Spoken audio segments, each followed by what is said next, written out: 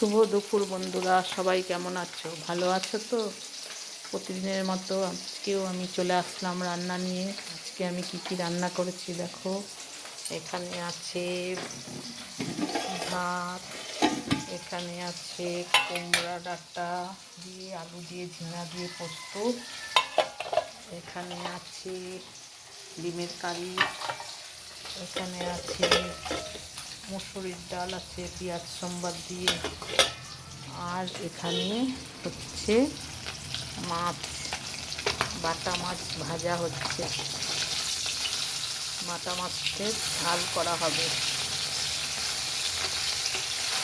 এই যে এখানে আছে পেঁয়াজ, আলু আর সরষা পোস্ত বাটা আছে, এই দিয়ে হবে বাটা মাছের ঝাল। প্রথমে মাছগুলোকে ভেজে নিলাম,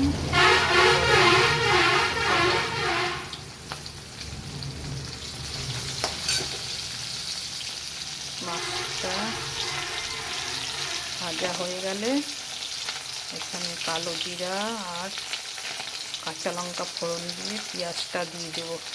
পেঁয়াজটা ভাজা হয়ে গেলে আলুটা দেব।